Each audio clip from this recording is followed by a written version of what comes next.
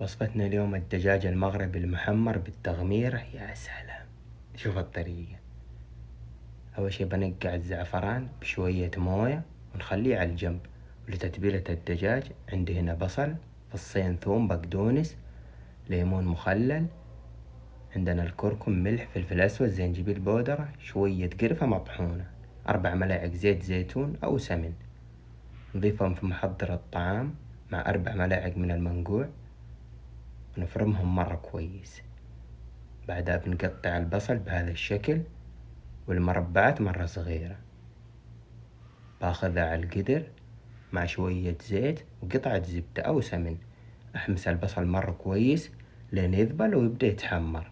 هنا عندنا الدجاجة بقطعها على 4، بقطعها بجلدها وكذا. هنا عندنا الصدر. أول شي بنثقب الدجاج بهذا الشكل عشان التتبيلة، وكذا عندنا الدجاج صار جاهز. هذه التتبيلة بنزلها مع الدجاج. استخدمت دجاجتين على هذه الكمية. بعدها أتبل الدجاج مرة كويس من الجهتين،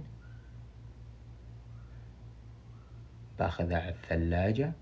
كل ما طولت في التتبيلة بتكون أفضل. ضفت شوية موية في الخلاط اللي خلطت فيه التتبيلة وأضيفها على المنقوع وخليهم على الجنب. وهنا عندنا الدجاج باخذها على القدر بهذا الشكل، خليها تتحمر مع البصل وتاخذ نكهة البصل تقريبا دقيقتين بهذا الشكل. هنا عندي نفس البهارات اللي تبت فيها الدجاج. ضفت قطعة ماجي اختياري، شوية بقدونس وكزبرة، أضيفهم على القدر. هنا عندنا المنقوع مع شوية الموية اللي كانت على الخلاط، ونصب الموية الحارة لين نغطي الدجاج. نغطي القدر لين تستوي حسب حجمها. كده عندنا استوت. باخذها على الصينية. هنا عندي الزيتون أنزله على التغميرة وأخليهم يطبخوا لين التغميرة تتسبك أو تصير ثقيلة. هنا عندنا الدجاج صار جاهز. قطعة زبدة أدهن بيهم كويس وعلى الفرن من فوق لين تتحمر على نار عالية. بعدها بقلي البطاطس.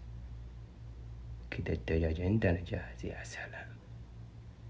هنا بخلي التغميرة تثقل تقريبا هذه السماكة المطلوبة عندي، أو يمديكم تثقلوها مرة. صبها في صحن التقديم وصف الدجاج. يا سلام. أصب كمان شوية من التغميرة، وزي ما قلنا يمديكم تخلوها ثقيلة، بس أنا باكلها مع الخبز عشان كده، مع شوية بطاطس وبالعافية.